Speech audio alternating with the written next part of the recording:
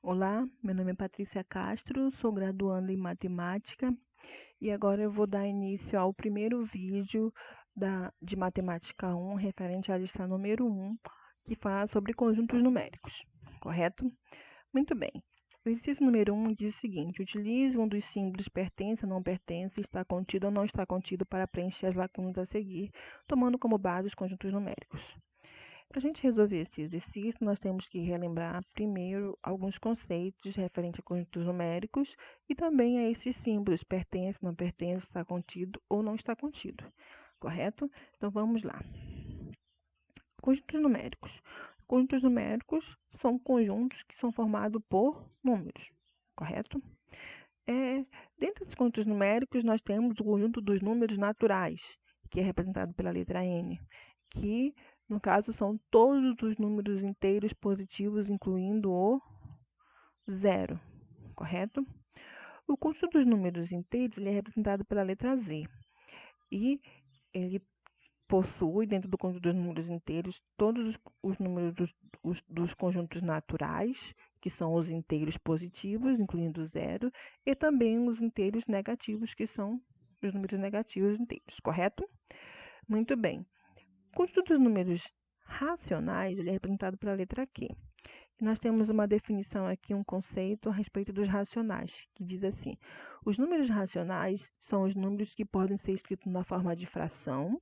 Esses números podem também ter representação decimal finita ou decimal infinita e periódica, correto? Logo, a gente pode dizer que o conjunto dos números racionais, que é representado pela letra Q, eles são números que podem ser representados na forma de fração, na forma de A sobre B, onde A e B eles pertencem aos inteiros, quer dizer, esses números são inteiros. E tem mais uma prerrogativa. E B, ele tem que ser diferente de zero. Por quê? Porque o B ele é divisor de A, correto? Além dessa prerrogativa, também tem outros que ele pode também ser representado na forma decimal finita ou decimal infinita periódica. Um exemplo disso é, por exemplo, este número, 4 terços. 4 terços, observe que é um número que está sendo representado na forma de fração, correto?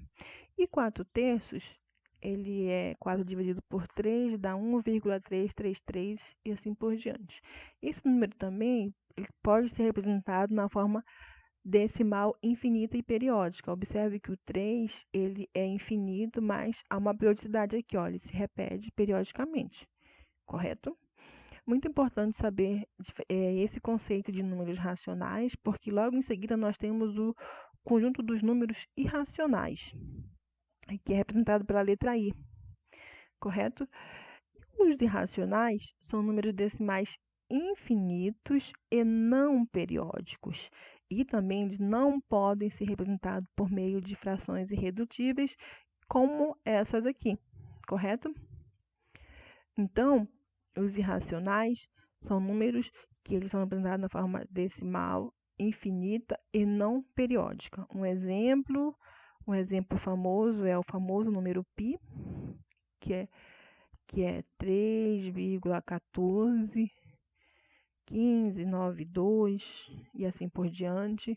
Temos também raiz de 2, que é 1,41, 42, 13,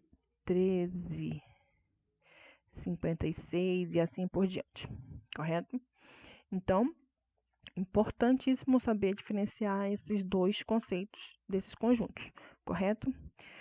Para fechar o conceito de raciocínio de conjuntos numéricos, também temos o conjunto dos números reais, que é representado pela letra R, que é nada mais nada menos do que a união entre os racionais e os irracionais, correto? Aqui nós temos um diagrama que representa bem esse conceito de conjuntos numéricos, mas para a gente fechar e voltar ao exercício, nós temos também a relação entre elementos e conjunto. E para a gente falar dela, a gente usa esses termos aqui, esses símbolos, pertence ou não pertence, está contido ou não está contido, contém ou não contém, correto? Quando a gente vai falar da relação entre elementos e conjuntos, nós utilizamos o símbolo de pertinência, que pertence ou não pertence. Por exemplo, aqui no diagrama. O conjunto dos números naturais, ele possui 0, 1, 2, 3, 4, assim por diante, correto? Se eu for falar dessa relação entre conjunto e elemento, eu vou usar o símbolo de pertinência, correto? Pertence ou não pertence. Então, eu posso afirmar que 3, ele pertence ao conjunto dos números naturais, correto? Logo, quando eu vou fazer essa relação entre conjuntos, eu vou usar esse símbolo de está contido ou não está contido, contém ou não contém, correto? Então, no caso, se eu for fazer relação entre conjuntos, eu posso afirmar muito bem que o conjunto dos números naturais, ele está contido no conjunto dos números inteiros, correto? Então, eu uso essa relação aqui, correto? Estou fazendo relação entre conjuntos. Ou também eu posso falar assim que o conjunto dos números inteiros contém, que é essa relação, esse símbolo de contém, o conjunto dos números naturais, correto? Esse símbolo aqui. Muito bem. Já revimos os conceitos, agora vamos aos exercícios. Na letra A, nós vamos fazer uma relação entre elemento e conjunto, correto? Então, eu vou usar o símbolo de pertence ou não pertence, correto? Então, 2, ele pertence ou não pertence? Pertence aos naturais porque 2, ele é um inteiro positivo, correto?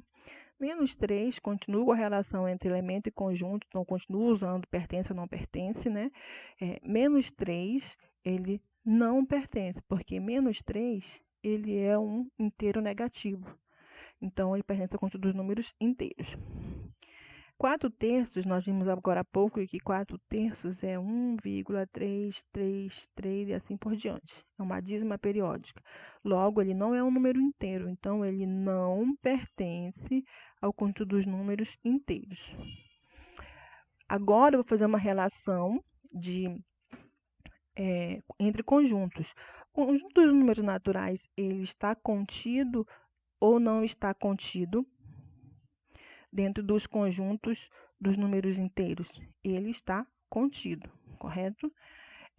Porque eu estou fazendo uma relação entre conjuntos, por isso eu uso esse símbolo. Está contido ou não está contido. Continuo fazendo essa relação. Os racionais, ele está contido dentro do conjunto dos números inteiros? Não está contido, é o inverso. Os inteiros está contido nos racionais.